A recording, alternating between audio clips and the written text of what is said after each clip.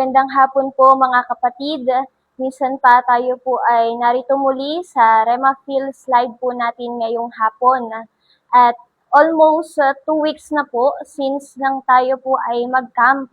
At marami na po tayong napakinggan mula sa mga pastor po natin na mga testimony, mga feedback. Amen po patungkol sa magandang ginawa ng Diyos sa buhay po ng bawat isa po sa atin. Tunay nga po na sa bawat gawain ng Panginoon, hindi po tayo binigo ng Diyos. Hindi po malya ang Panginoon na kausapin po ang bawat isa po sa atin. Amen po. Isa po sa prayer po namin, amen, bago mag-camp ay nakatagpuin ang puso ng bawat mga tao ayon sa pangangailangan po nito. At isa pa po doon ay yung walang tao na lalabas ng camping na to na katulad pa rin siya ng dati. Amen po. At dito nga po sa camping na to, sinagot ng Panginoon ang mga panalangin nating ito. Amen po. Bakit kasi may mga tao na nabago ang buhay, nag-start na maunawaan ang kalagayan, katayuan nila sa harapan ng Diyos. Hindi lang po yun, kundi na-meet ang pangangailangan po ng buhay ng bawat isa, yung katayuan, kalalagayan ng puso ng bawat isa. Amen po. Sabi po ng isang kabataan na nakasama po dito sa Tarlac, ang sabi po niya, sa camping po, natutunan niya na kailangan palang magpatawad. Kasi ito pong kabataan na to ay sobrang baguhan lang. Last minute before mag-camp, amen po, saka lang siya nakapag-decide at napayagan ng kanyang tatay na sumama ng camping. Nung una po kasi na ini-invite po itong kabataan po na ito, ayaw po siyang payagan. Dahil sa may ibang paniniwala itong tatay at may ibang tradisyon. Amen po. Pero ang sabi ko po dun sa kabataan, ipag-pray lang natin. Hayaan natin na ang Diyos ang kumausap sa magulang mo. Hayaan natin na ang Diyos ang kumilos. Ang mahalaga, nandun yung faith natin na sasama ako. Sasama ako. At alam niyo po, bago mag-camping, nag-message po itong kabataan po na ito. At ang sabi po niya, pinayagan na siya ng tatay niya. Amen po. Isang himala na pumayag yung tatay na sumama po siya. At naniniwala po ako na ang Panginoon ang gumawa ng paraan. Amen po, sa bagay po na ito. At sabi nga po ng kabataan ito sa camping na to, nung unang pagdating niya, amen po, doon sa campsite, sobrang naninibago siya. Bakit kasi first time, amen po, wala siyang idea, amen po, kung ano ang mangyayari dito sa camping. Ang sabi niya, kaya lang siya sumama kasi gusto niya lang makita, maranasan, ano ba yung camping na ito. Amen po. Nung una, sabi niya, nawiwirduhan pa daw po siya kasi malamig yung tulugan, tapos siksikan. Amen po. Pero along the way, ang sabi po niya, siya po ay nakatagpo ng panibagong mga kaibigan at pamilya. Amen po. At marami daw po siyang natutunan na salita ng Diyos na doon niya nalaman, na encounter, na siya daw po pala ay mahalaga sa Panginoon, na siya po ay mahal ng Diyos. At kailangan daw po pala niya na patawarin yung mga tao na nakasakit sa kanya. Ano po, maraming mga tao, ang mga unbeliever, hindi nila alam na kailangan magpatawad. Amen po. Bakit kasi ang paniniwala ng mga unbeliever, amen po, kapag sinaktan ka, gantihan mo. Amen po, ibalik mo sa kanila kung anong ginawa sa'yo. Amen po. Pero kapag tayo po ay naharap sa presensya ng Panginoon, nag-i-start po ang Diyos na baguhin yung katwiran. Amen po, yung pag-iisip at pag-uugali natin. Amen po. Katulad po nitong kabataan po na to, sabi niya, natutunan ko po na patawarin yung mga tao na nakasakit sa akin. Amen po. At ang sabi pa po nung isa, sa camping, doon ko naranasan yung klase ng pagmamahal na hindi ko kailanman nararanasan sa bahay. Amen po. Ba't kasi sabi niya, nandun yung family problem, amen po, hindi niya nararanasan yung pag-ibig na kailangan niya, yung pagmamahal na hinahanap niya dun sa pamilya niya. May bigat siya na dinadala, pero ang sabi po niya, dito sa camping, na naramdaman niya yung sobrang pag-ibig ng Panginoon sa kanya. Amen po, yung tipong sabi niya pupunta siya ng altar calling at every time na ipagpe-pray siya, nararamdaman niya yung yakap ng isang tatay, yung yakap ng Diyos. Amen po.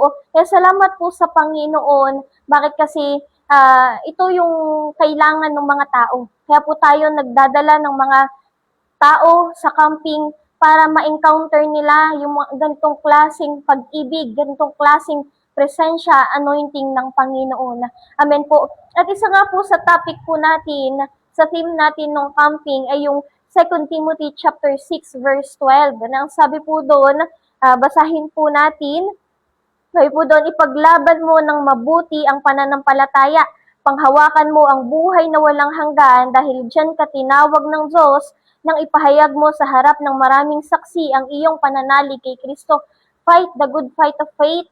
Alam po natin na simulan po ng tayo po ay tinanggap natin si Kristo bilang Panginoon at tagapagligtas. Amen po. Tayo po ay pumapasok sa isang labanan. Amen po. At naalala ko po ang sinabi ng isang pastor. Ang sabi po niya, ang pananampalataya ay walang hanggang pakikipaglaban. Hanggat buhay ka, hanggat nagpapatuloy ka, amen po, ilalaban at ilalaban mo ang pananampalataya. Pipigilan ka ng kaaway. Amen po. Marami siyang gagawing hadlang sa buhay po ng bawat isa po sa atin. Amen po. Pero ang sinasabi sa atin ng Diyos sa camping na to, ipaglaban mo. Amen po. Bakit kasi ang tagumpay ay binigay na po sa atin ng Panginoon. Amen po. Personally, natutunan ko sa camping po na to, every time na ikaw ay lumalaban, every time na ikaw ay pinupush mo yung sarili mo, amen po, hindi ka lang mag-isa dun sa battlefield, kundi ang Diyos ay nasa likuran mo. Amen po, tinutulak ka ng Panginoon, pinapalakas ka ng Diyos. Amen po, patungo dun sa tagumpay kung hindi ka susuko. Amen po, sa buhay pananampalataya, dahil po tayo ay nasa labanan, masasaktan, masusugatan po tayo. Amen po. Pero naalala ko din po ang sabi po ni Pastora Mayan, sabi po niya, mas okay na umuwi ka ng langit na puno ka ng sugat. Kasi nakipaglaban ka, kaysa umuwi ka ng langit na wala kang galos kasi wala kang ginawa. Ulitin ko po, mas okay na umuwi ka ng langit na puno ka ng galos, puno ka ng sugat. Amen po, puno ka ng hiwa sa mga katawan mo kasi nakipaglaban ka. Kaysa umuwi ka ng langit na wala kang kahit anong galos kasi wala kang ginawa. Amen po. At ang sabi pa po sa atin, tinuro pa po sa atin sa John chapter 9 verse 4. Amen po. Sabi po doon, kailangan gawin natin ang mga ipinapagawa ng nagsugo sa akin habang may araw pa. Darating ang gabi kung kailan wala nang makakapagtrabaho. Amen po. Isa sa mga laban nating mga Kristiyano ay yung magawa natin ang kalooban po ng Diyos sa buhay po ng bawat isa. Amen po. Alam natin na hindi palaging madali na gawin ang pinapagawa ng Diyos po sa atin. Pero kailangan nating gawin, kailangan nating mag-double time, mag-triple time na magawa po ang pinapagawa sa atin ng Panginoon. Bakit kasi sabi dito, may darating ang time na stop na. Ano po, time's up na. Amen po. At sayang kung hindi natin matatapos ang pinapagawa po ng Diyos sa bawat isa po sa atin. At isa na nga po doon ay yung maabot natin, yung mga kaluluwa, yung makuha natin, mas-snatch natin.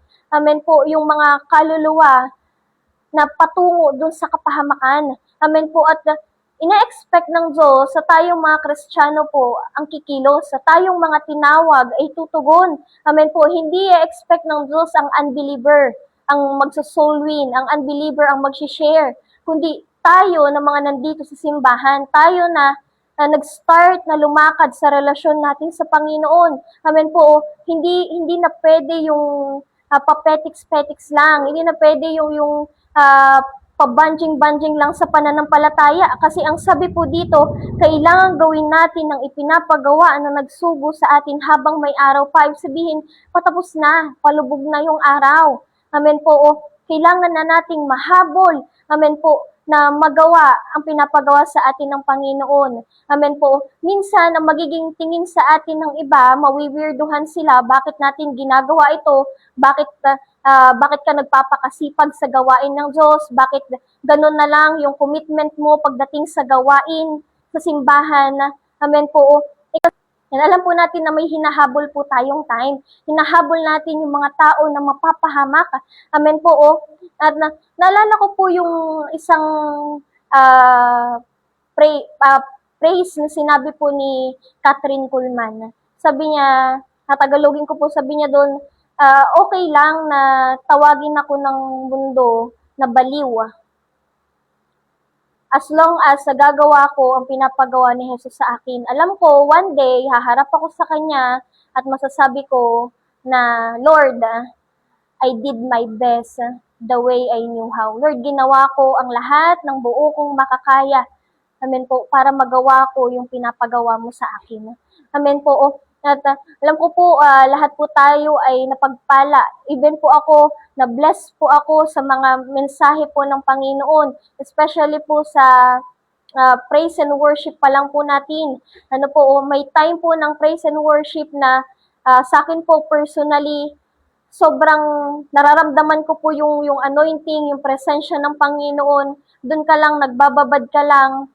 Amen po. Nagpapapuno ka lang sa Panginoon at mararamdaman mo doon sa habang nag-worship yung malayang pagkilos ng Diyos. At may time pa po nung camp na habang nag-worship, bumabalik sa akin yung unang time na nakilala ko ang Panginoon. Doon sa akin yung bumabalik yung unang time na na-inlove ako sa Panginoon. Amen po. Minsan kasi sa paglilingkod po natin na makakaramdam ka ng pagod. Amen po. Makakaramdam ka ng pagkukulang. Amen po. Pero salamat sa Panginoon. Bakit kasi every time na kinukulang na tayo, ibabalik tayo ng Diyos doon sa unang time na nakilala po natin siya. Amen po. Oh. At doon naman po sa magazine, amen po. Oh, ang mga naturuan ko po noon ay nasa category A. Ano po, oh, sa hell. At tinanong ko po yung mga kabataan, sabi ko po sa kanila, kwento nila, ano po, bago mag-start or sa kalagitnaan, sinisingit po namin, tinatanong ko po sila kung paano sila nadala sa church, paano sila nasyaran, amen po, o paano sila dinala sa camping, ano yung kwento ng buhay nila. Amen po, paano nila nakilala yung mga pastor nila, yung mga manggagawa sa simbahan. Yun po, isa-isa silang nag-share, kahit na nahihiya yung iba, ang sabi nila, yung iba, sabi nila, nasyaran po ako, magbabasketball lang po ako. Tapos, nasyaran na ako ng pastor ko. Yung isa naman po, sabi po niya, ako, in-invite lang ako nung pinsan ko. Yung isa naman, ako, in-invite lang ako nung kaibigan ko sa Bible study. Kinulit-kulit niya ako, nag-ML lang ako, tapos niyaya niya ako. Sabi naman po ng isa, ay ako, nakatambay lang ako, tapos biglang dumating yung mga workers. Sineran nila ako, tapos isinama na nila ako ng camping. Amen po. Minsan sa mga simpleng bagay po na to, ano po, makikita natin na kumikilos ang Panginoon. Amen po. Imagine po natin, magbabasketball lang, nakatambay lang, amen po, pero aabutin na pala sila ng Panginoon. Amen po. At doon naman po sa magazine po natin sa yung mismo sa category B. Amen po. Habang binabasa ko rin po siya, personally ako po ay nabe-bless. Amen po. Hindi lang po yun, nagkakaroon ako ng pangarap na ang sabi ko sa sarili ko, ang prayer ko, Panginoon, gawin mo kung katulad ng mga taong ito. Alam ko hindi pa ako ganun katapang katulad nila Brother Yun, nila Watchman Nee, nila Smith Wigglesworth.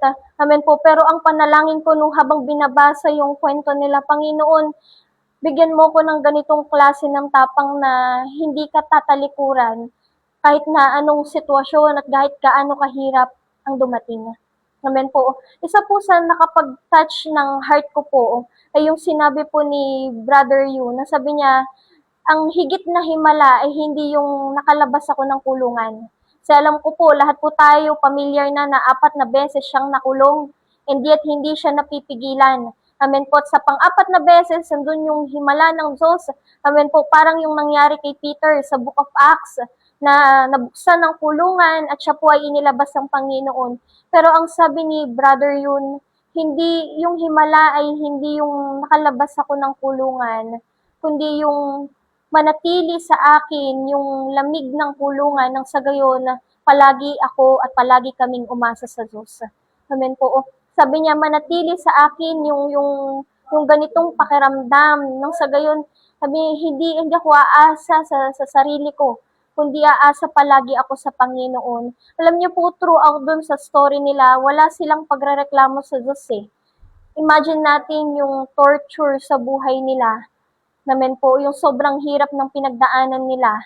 Yung pahirapan sila ng todo. Pero wala po tayong nabasa doon na nagreklamo sila sa Diyos eh.